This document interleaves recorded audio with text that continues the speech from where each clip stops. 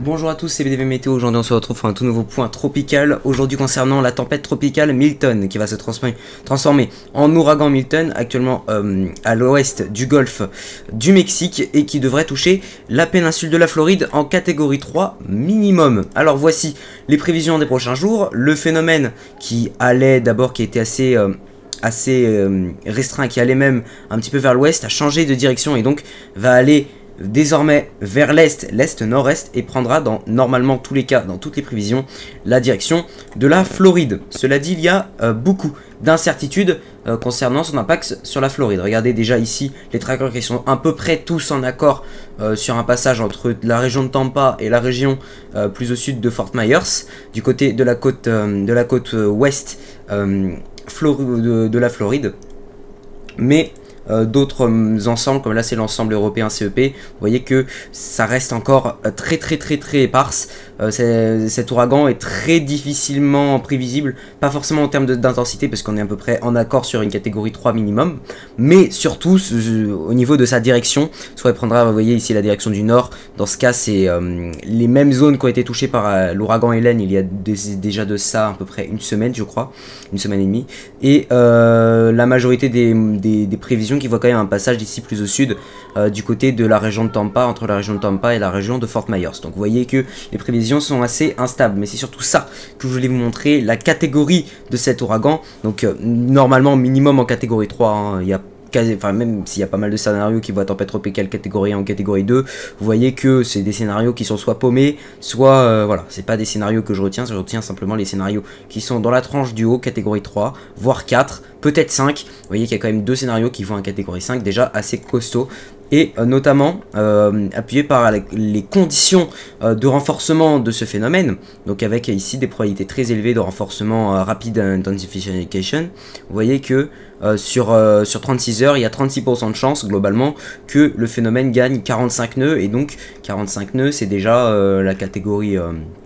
c'est déjà, attendez que je retrouve, 45 nœuds, donc là il a 45 plus 90 nœuds en 36 heures, c'est déjà la catégorie 3, donc vous voyez que ça c'est au minimum parce qu'il peut gagner encore plus de puissance. Regardez, 65 nœuds en 72 heures, 20% de chance, donc vous voyez que c'est très élevé. Et vous voyez ici le modèle Chips qui voit un passage en catégorie 3 ici du côté du milieu du golfe du Mexique. Cela dit, la catégorie 3 devrait rester globalement jusqu'à la péninsule de la Floride sans problème normalement, à part s'il y a un problème là-dessus.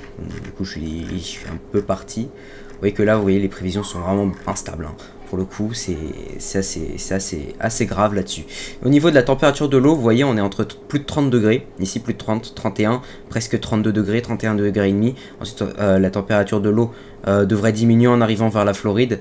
Et même inland au-dessus de la Floride. Bon, là, la température de l'eau, il n'y a pas d'eau, donc elle n'est pas présente. Mais globalement, on est sur de l'eau, le plus de 30 degrés. Donc largement assez pour l'intensification explosive d'un ouragan majeur même.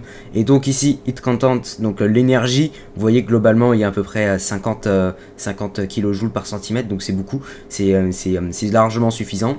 Et on voit bien ici avec le max potentiel intensity en nœuds, donc vous voyez ici que on est à un potentiel maximum de 170 nœuds, donc c'est un énorme catégorie 5, mais étant donné vous dire que l'ouragan va pas forcément utiliser l'ensemble de ces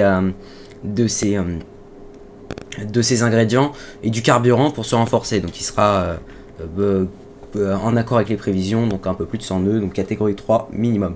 Et le wind shear lui reste quand même assez présent, vous voyez ici à 25-50 nœuds, donc c'est largement un wind shear qui semblerait être un petit peu contraignant pour l'intensification très rapide de ce phénomène.